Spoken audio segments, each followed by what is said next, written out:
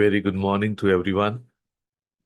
So, today I want to begin with a quick question, and I want you to answer it honestly in your heart. Yes, no one is checking. So, how many of you have something sitting unfinished right now? A task half done. Thank you. Thank you. A project you started and then quietly set aside. Something you haven't submitted, sent, shared, or completed because it just isn't quite there yet. Yes, I see those eyes. Thank you for the acknowledgement. Yes, we all do. And now here's the interesting part. Most of us aren't lazy. We are not careless. We are not even disorganized. We are actually trying very hard, trying so hard to get it right that we never quite get it done. And that, my friends, is exactly what we are going to talk about today. So today's session is called Done is Better Than Perfect, the execution mindset. So I want to open today's session with this thought that perfection delays progress. Three words. And if you carry just these three words home today, this session will have done its job. Perfection doesn't just delay things, it disguises itself as a virtue. It says, I care, I have standards, I want to do this right. And we believe it because it sounds responsible, it sounds wise. But perfection, unchecked, becomes the most elegant form of procrastination there is. Okay, just imagine a village. Okay, on one side of a river, there are people, and on the other side, a hospital, a market, a school they need to cross. Now, two engineers are assigned to build a bridge. The first engineer builds a rough bridge. It's not beautiful. The planks aren't perfectly even. The railing could be a bit sturdier, but it stands. And people cross it. Children get to school, families reach the hospital, life moves forward. The second engineer is still designing. He's adjusting its measurements, reconsidering the materials, reworking the blueprint for the fourth time. He wants it to be magnificent, flawless, the bridge of a lifetime. But no one has crossed it yet. The rough bridge that exists serves everyone. The perfect bridge that doesn't exist serves no one. So now I want to think about your own life. Where are you still on the blueprint? What bridge have you been designing that the world has been waiting to cross? So let me share four truths about execution. Yes, four. Truth number one. And if you want, you can definitely note it down. So, truth number one is perfectionism creates procrastination. See, we tell ourselves we are being thorough, but often we are being afraid that when it's done, it will be judged, that it won't measure up. And the safest way to avoid judgment is to never finish. If it's never done, it can never be called a failure. But here's the quiet tragedy, it is also can never be called a success.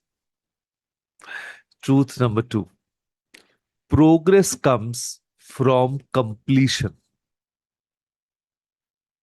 Think about a homemaker who wants to start a small business from home, selling tiffins, pickles, or handmade items. She has the skill, she has the product, but she's waiting until she has the perfect packaging, the perfect pricing, the perfect Instagram page. Meanwhile, her neighbor, with simpler packaging and a handwritten rate list, is already taking orders and learning from real customers. Completion moves you forward. Perfection keeps you in place. Then, truth number three, learn through doing, not waiting. Yes, this one is for the working women. How many times have you held back from raising your hand at a meeting, from sending that proposal, from applying for that opportunity because you felt you needed just a little more preparation? And here is what no one tells you: the preparation that matters most comes from doing the thing itself. Your 10th presentation will be better than your first, but only if you gave that first one. And that was exactly what I was talking to Shaji before this, that after 3 months or 4 months of making reels, she has gone to a different level altogether. So that's live, you can say, testimony to this. Then, truth number four, excellence grows through repetition. Yes. And this one especially want the men to hear. It's for me, it's for you, because we have a particular relationship with our ego and our output. You would rather not try than be seen trying badly. You would rather not cook that dish than serve it imperfectly. You would rather not start that new venture than risk looking like a beginner. But here's the truth: every master was once a beginner who was willing to look like one. Sachin Tendulkar's first test match, he scored 15 runs and was dismissed by Waqar Yunus. He didn't wait until he was perfect to play. He played and he became perfect through playing. So, I want to give you one assignment today, just one. Today's exercise. So, today, not this week, not after the weekend, today, identify one thing that has been sitting unfinished. Yes, identify that. It could be a message you drafted but never sent, a form that's half filled, a shelf that's half sorted, a conversation that's half had, or a project that needs just one more push to be done. And I want you to complete it. Not perfectly, just completely. Tell yourself, I'll finish this, even if it's not my best work. I'll send it, even if I want to revise it one more time. And I'll submit it, even if there's a small voice saying, wait. Done and imperfect will always outperform unfinished and flawless, because the world cannot benefit from what stays in your head, your draft folder, or your kitchen cupboard. It can only benefit from what you actually put out. So, let me leave you with a thought that has stayed with me.